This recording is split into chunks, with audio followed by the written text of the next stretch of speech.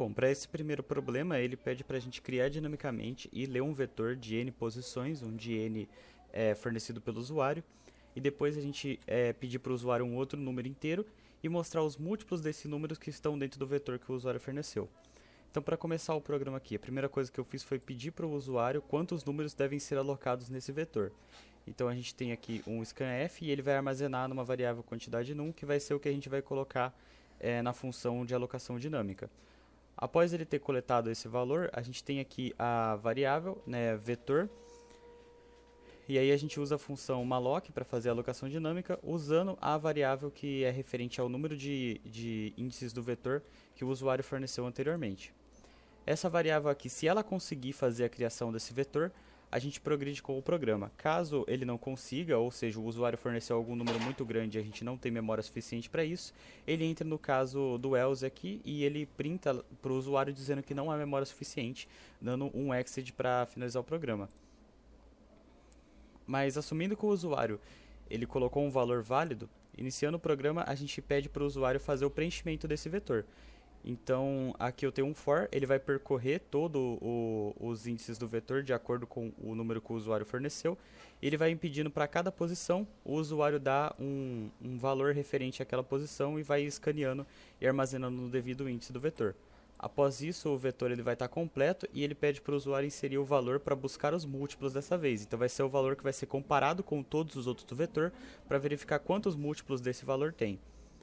Para isso, para fazer essa comparação, eu usei um outro for, que ele vai percorrer novamente todo o vetor, e cada índice que ele passa, ele verifica uma condição. Ele vê se o vetor na posição i, a divisão do vetor na posição i com o número fornecido pelo usuário, se o resto deles vai ser igual a zero. Caso o resto seja igual a zero, isso significa que eles são múltiplos. Aqui, então, primeiramente, eu estou fazendo a contagem de quantos múltiplos tem, porque o problema pede para a gente dizer isso também. Contar quantos múltiplos e depois imprimir. Então, já contando, o programa já imprime direto aqui, né, através dessa variável que foi incrementada todas as vezes que ele encontrou. Ele diz que dentro do vetor, a gente tem o número x de múltiplos que ele encontrou, de tal número que o usuário forneceu. Após isso, ele faz a impressão de todos esses múltiplos. Para fazer a impressão, é um outro for com a mesma condição, só que ao invés de incrementar uma variável múltiplos, ele vai fazer a impressão. Então, vai ter sempre que ele achar, ele imprime 1%d espaçado de uma casa e o vetor na posição i, onde ele encontrou o múltiplo desse valor. O programa, então, no final, ele vai ficar assim.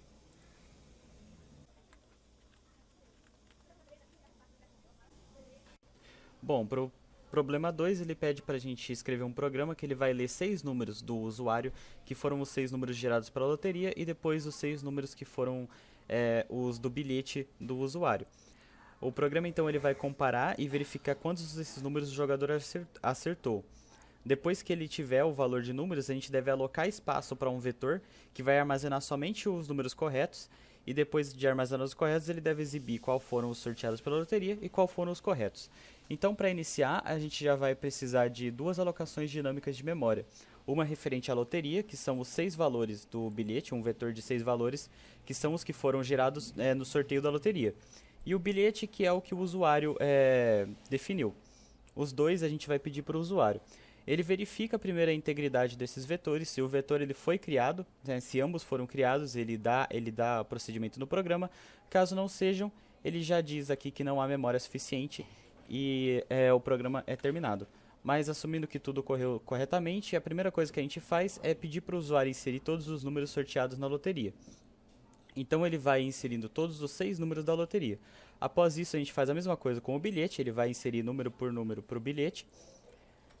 E após isso, o que a gente tem que fazer no próximo passo do programa é armazenar um vetor para definir os números do bilhete em que estão corretos de acordo com o da loteria. Para isso, então, eu fiz um for para fazer a comparação, já que para fazer essa alocação dinâmica, a gente já precisa ter o tamanho do vetor definido. Então, aqui, fazendo a contagem, eu fiz a verificação, né? A gente tem dois fors, um dentro do outro. O primeiro for levaria uma variável do tipo i, inteiro do tipo i, e uma outra do tipo j. Então, a cada índice i do bilhete, ele vai percorrer todos os 6 índices j da loteria. Então, a cada índice do bilhete, ele vai verificar a igualdade entre todos os da loteria. toda vez que ele encontrar um valor correto, ele vai incrementar uma variável chamada tamanho correto, que é referente ao tamanho do nosso vetor, que é o vetor de valores corretos. Aqui eu ainda fiz uma outra condição, já para simplificar o programa, onde se esse valor aqui ele for igual a zero, né, se ele for diferente de zero, a gente tem procedimento no programa.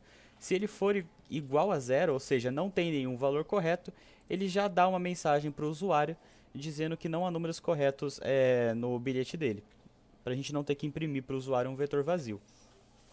Caso esse vetor seja criado corretamente também, aí no caso a gente faz a criação desse vetor usando a função malloc com o número que foi comparado anteriormente e que a gente gerou.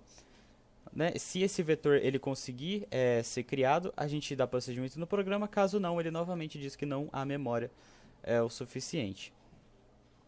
Então aqui, já no fim do programa, para fazer o armazenamento no vetor de valores corretos, a gente faz a mesma coisa aqui para armazenar o tamanho do vetor. É a mesma comparação, cada índice do bilhete vai percorrer todos os índices da loteria e cada vez que ele encontrar uma igualdade, ele vai armazenar o valor do bilhete na posição I, na posição do vetor de corretos no índice K. E esse índice K, toda vez que ele encontrar uma igualdade, ele vai ser incrementado também para que na próxima vez que ele encontrar uma igualdade, que ele voltar, ele esteja no próximo valor, né? Após isso, então, a única coisa que a gente tem que fazer é a impressão dos valores sorteados na loteria e dos números corretos no bilhete. Para fazer a impressão é bem simples, só usei o for. O for ele vai imprimindo valor por valor, índice por índice, até completar os 6. A mesma coisa com os números corretos, só que aqui eu usei o tamanho correto que a gente conseguiu lá na comparação. Após isso, o programa então ele vai ficar da seguinte maneira.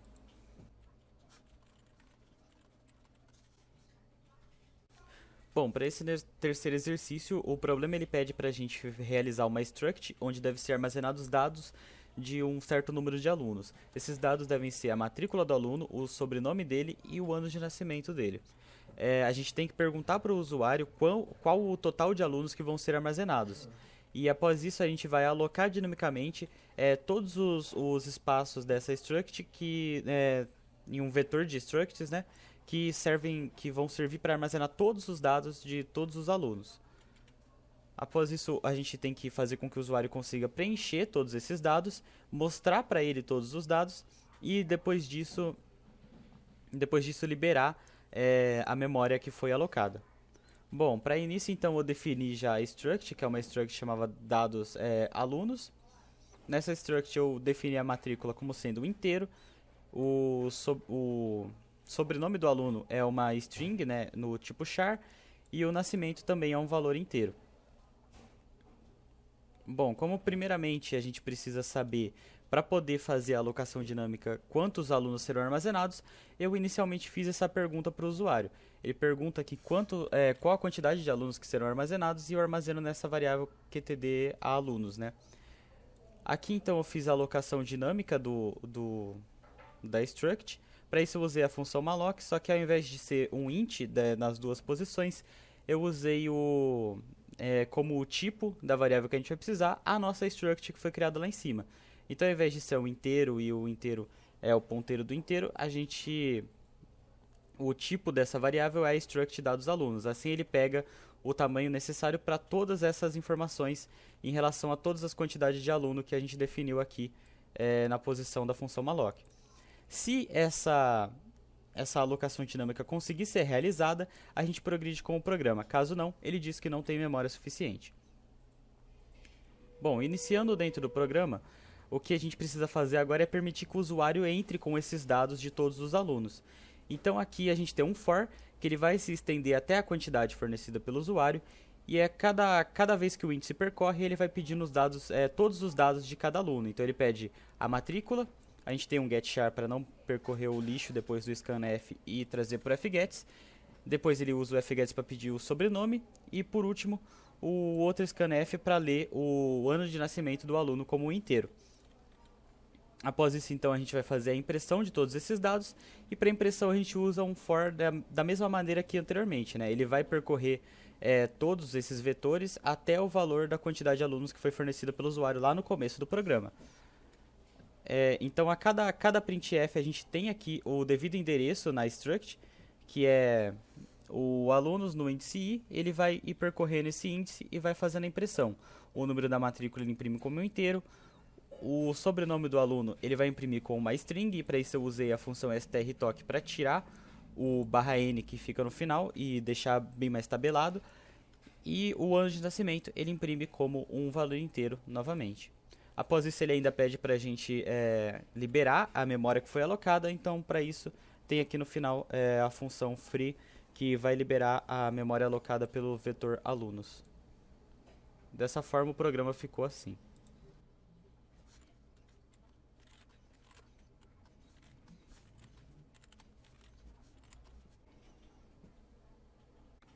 Bom, para esse quarto exercício, a tarefa extra, né, ele pede para a gente fazer um programa que ele vai ler 4 números, A, B, C e D, que vão dar as dimensões de duas matrizes, uma matriz A por D e uma matriz C por D.